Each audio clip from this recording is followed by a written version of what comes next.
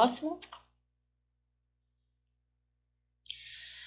Agora eu vou falar de um outro tipo de retículo. Só que esse retículo é o retículo endoplasmático liso. Pessoal, se ele é liso, ele vai ter ribossomo? Não, por isso que o nome é liso, né? Ou agranuloso. Macete para você acertar qualquer questão. Retículo endoplasmático liso começou com L. Então a gente lembra de quê?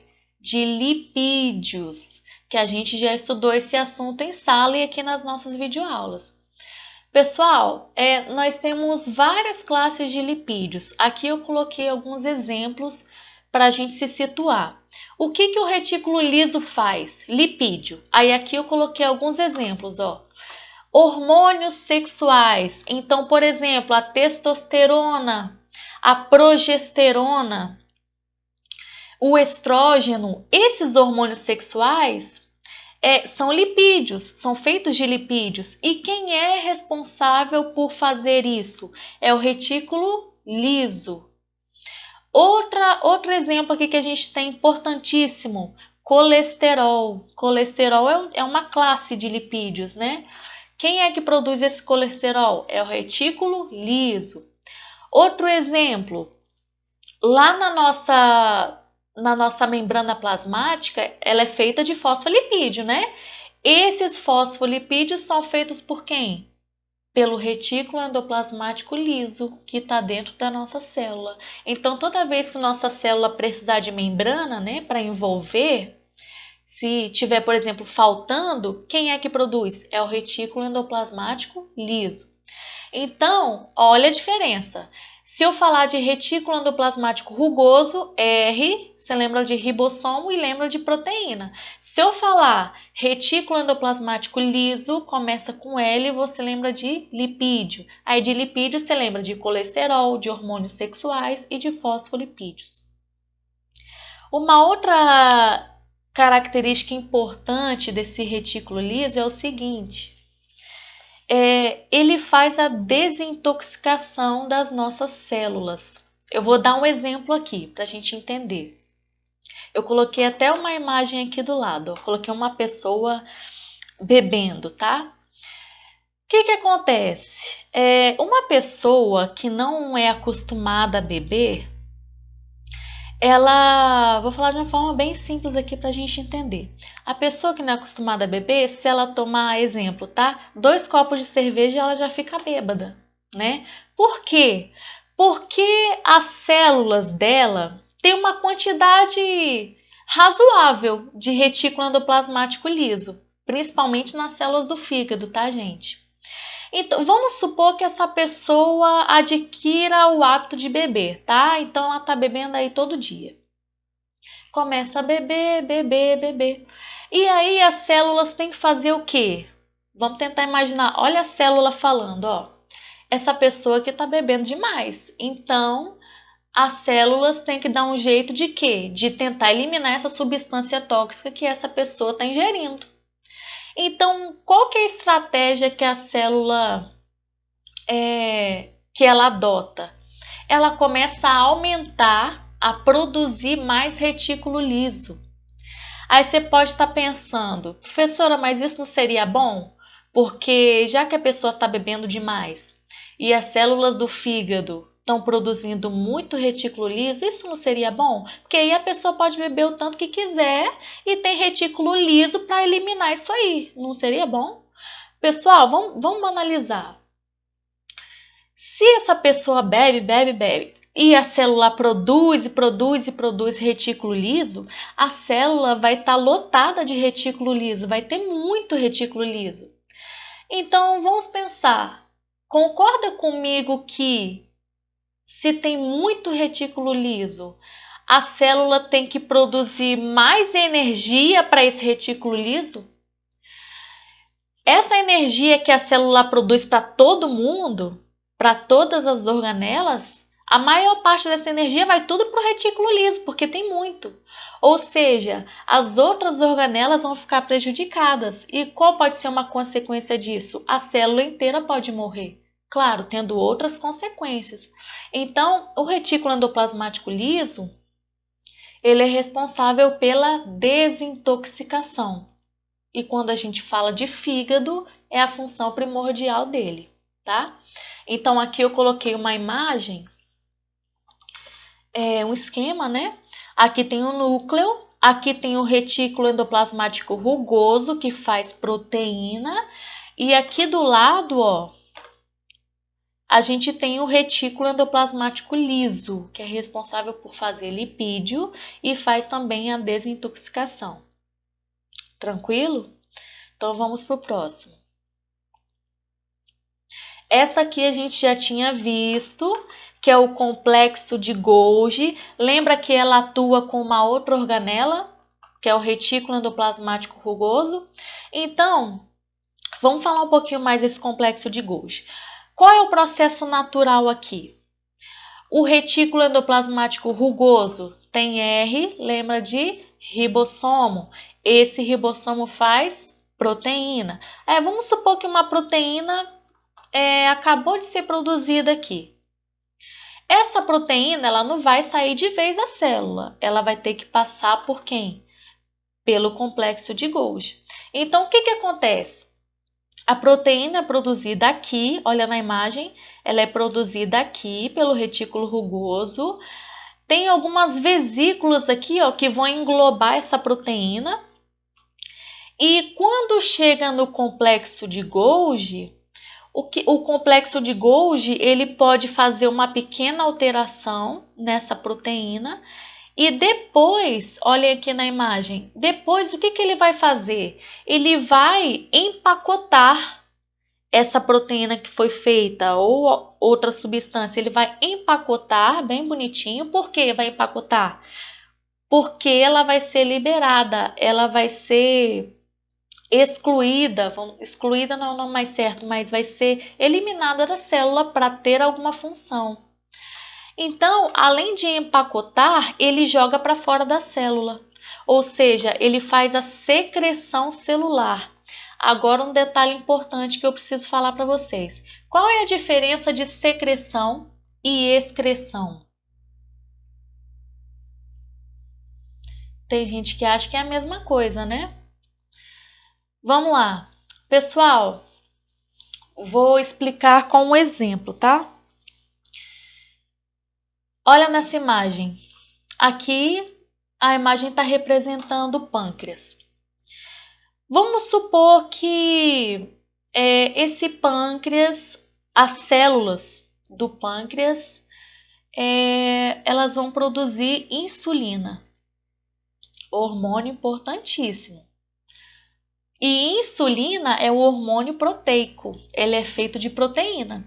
Pergunta que eu faço para vocês: a insulina que é produzida aqui no pâncreas, ela vai continuar no pâncreas? Ou ela vai ter que sair do pâncreas para ir para o sangue e ter alguma função? Ela vai ter que sair, certo? Então vamos imaginar as células do pâncreas, vamos entrar dentro da célula. Lá dentro da célula nós temos o retículo endoplasmático rugoso. Esse retículo endoplasmático rugoso vai fazer uma proteína, certo? E qual é a proteína? Insulina. Essa insulina vai ser enviada para o complexo de Golgi. Esse complexo de Golgi vai mandar para fora desse pâncreas e vai cair no sangue, certo? Pessoal, essa insulina, ela é uma coisa útil ou é inútil? É uma coisa útil. Então, por isso que essa substância ela foi secretada, ela não foi excretada. Por quê? Secreção é quando uma substância vai ser boa para o nosso corpo, ela vai ser útil em algum outro lugar. Apesar de sair da célula, ela vai ser utilizada em outro lugar. Agora, a excreção é um metabólito, é uma coisa que a célula não vai utilizar mais, que o nosso corpo não vai utilizar mais, então vai ser excretado. Próximo ponto. Esse complexo de Golgi, percebam que ele faz umas vesículas aqui, umas bolinhas. Essas bolinhas futuramente podem ser lisossomos. que a gente vai falar mais sobre ele daqui a pouco. Lisossoma que faz digestão dentro da célula. Então, primeira função do complexo de Golgi vai empacotar para quê? Para poder fazer a secreção, para poder liberar para fora da célula.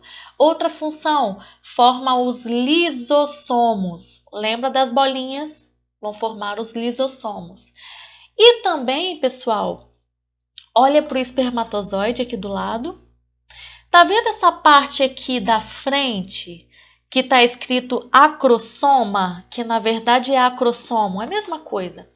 Acrossomo é a parte anterior da frente aqui do espermatozoide. Esse acrossomo, ele vai ter várias enzimas digestivas. Para quê? Para ele poder penetrar melhor no ovócito secundário, o famoso óvulo, para ficar melhor ele penetrar nesse óvulo. Então, esse acrossomo é fundamental, porque vai ter essas enzimas que vão digerir esse óvulo para o espermatozoide poder entrar, a parte inicial dele poder entrar, certo? Então, esse acrossomo, que tem as enzimas que eu falei para vocês, ele é formado pelo complexo de Golgi. Outra função do complexo de Golgi é que ele pode fazer também muitos polissacarídeos, açúcares, como por exemplo glicogênio, que é a nossa reserva de açúcar. Lembra que a gente estudou em sala que o glicogênio é um polissacarídeo de reserva, mas é açúcar. E também nas plantas pode fazer também a celulose. Então, olha o tanto de função que esse complexo de Golgi tem. Empacotador, faz secreção celular, forma os lisossomos, faz o acrossomo e faz açúcares, que são os polissacarídeos. Tranquilo? Depois vocês podem revisar, vai ficar tranquila essa matéria para vocês. Próximo. Para começar o lisossomo, eu vou perguntar: quem é que faz o lisossomo? É o complexo de Golgi, tá? Então, o lisossomo é formado pelo complexo de Golgi. Primeira função, digestão intracelular. Tem dois processos importantes que a gente precisa falar do lisossomo. Tem a autofagia e tem a autólise. Pessoal, olha só que interessante essa organela. Vou dar um exemplo. Vamos supor que uma célula tenha muita mitocôndria, mas tem demais. Tem tanta mitocôndria que tá até inútil ter muita. Olha para essa imagem aqui. Aqui está mostrando uma organela que eles até colocaram a mitocôndria. Está mostrando a organela sendo destruída. Mas por quê? Porque tem muita. É uma coisa inútil. A célula está gastando muita energia com aquilo, então não compensa, não vale a pena. Então a célula pode fazer uma reciclagem. Então, mas como é que vai fazer essa reciclagem?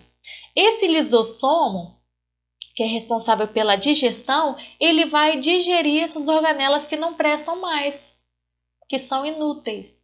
Então, na autofagia, acontece a reciclagem, ou seja, algumas organelas podem ser destruídas, mas isso é uma coisa boa para a célula, porque é algo inútil, ela não quer mais, então ela vai destruir. Quem é que destrói? Os lisossomos, porque vão digerir essas organelas.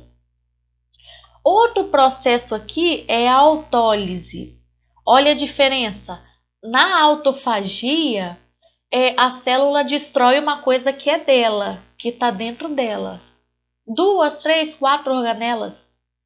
Mas a célula continua viva. Agora, na autólise, os lisossomos, eles são, como é que eu vou dizer? Eles vão estourar, vamos dizer assim, e aí a célula por inteiro morre. Pessoal, tem situações na autólise que vai ser uma coisa boa destruir essa célula. Vou dar um exemplo. Olha nessa imagem aqui. Aqui a gente tem uma mão, né? De uma fase do desenvolvimento embrionário. Então, quando a gente está na barriga da nossa mãe, tem uma fase do nosso desenvolvimento que a gente vai ter membranas entre os dedos. Só que pensa comigo, ia ser bacana se depois que a gente nascesse, a gente continuasse com essas membranas?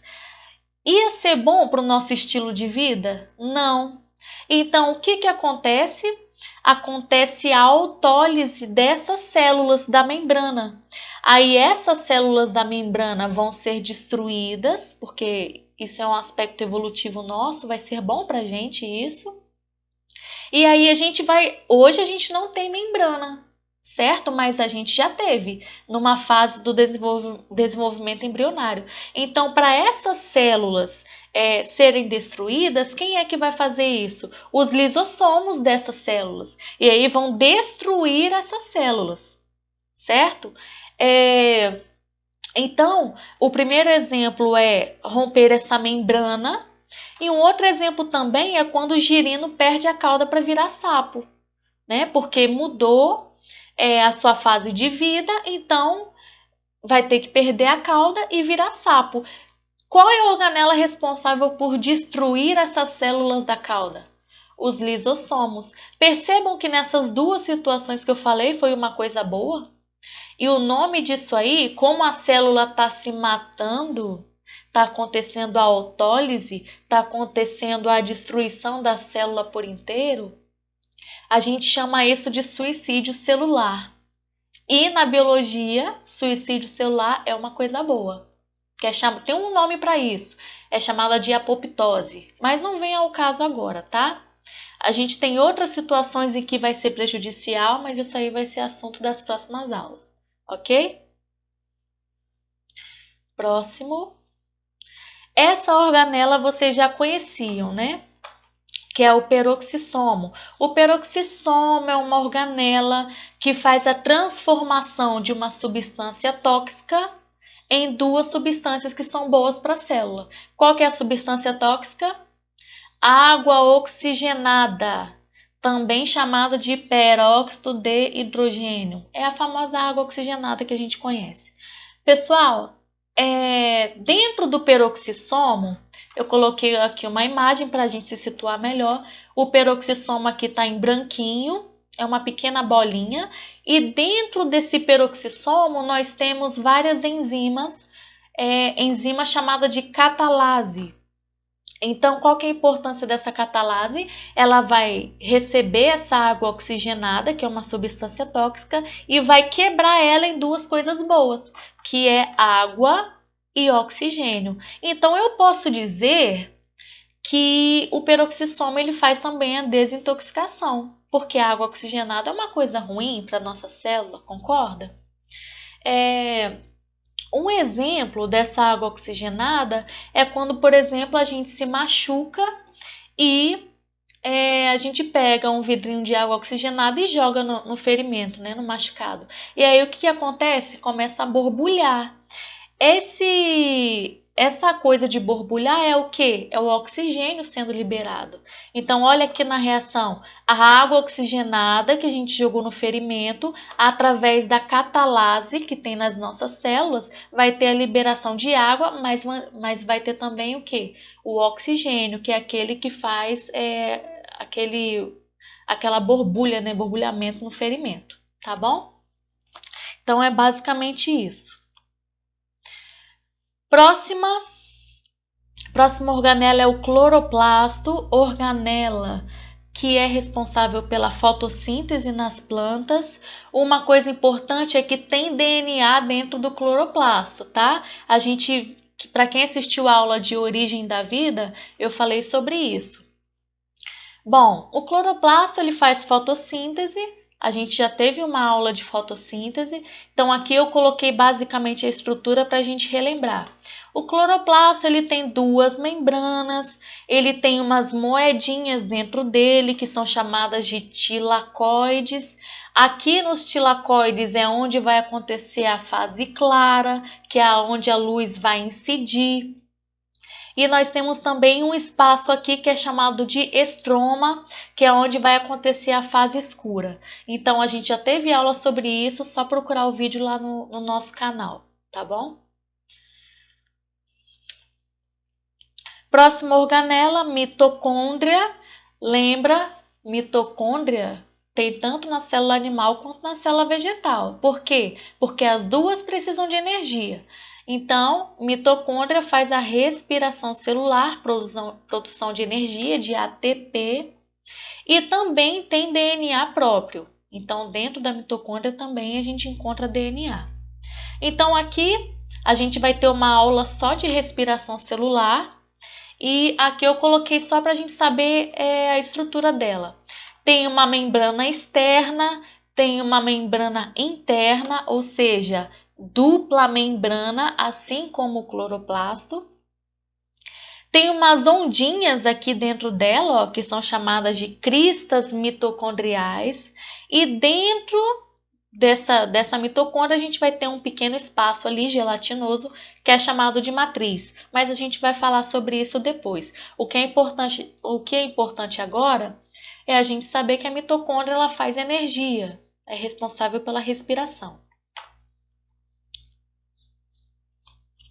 Próximo, vacúolo, a gente viu lá no início da aula. Vacúolo é uma estrutura que faz o controle osmótico, controla a quantidade de água dentro da célula e também guarda diversos pigmentos. Essa parte de pigmento a gente vai estudar depois ou provavelmente na matéria de botânica que vocês vão ter, ok? Então, vacúolo é basicamente isso. Aqui eu coloquei uma observação. Isso aqui, gente, é muito importante. Se perguntarem uma prova assim, todas as organelas são feitas de membranas? Mudando a pergunta, todas as organelas são feitas de fosfolipídios, né? De lipídio? Não. A gente tem exceção. Quais são as organelas não membranosas? Primeira, ribossomo. Eu falei com vocês que o ribossomo é feito de RNA ribossômico, então não é feito de membrana. Outra estrutura, centríolo. Centríolo, eu falei com vocês que o centríolo é feito de microtúbulo, e microtúbulo é proteína, então não é membrana, não é lipídio, tá? Então, quais são as duas estruturas? A gente pode falar organelas não membranosas, ribossomo e centríolo. Tranquilo? Fácil, né, essa matéria? Uma questão. No Brasil, 50% das 35 mil mortes ocorridas anualmente em acidentes de trânsito são causadas por motoristas alcoolizados. O governo decidiu ser mais rigoroso em relação às penas aplicadas, aprovando a lei que estabelece tolerância zero ao uso do álcool por quem vai dirigir, lei seca.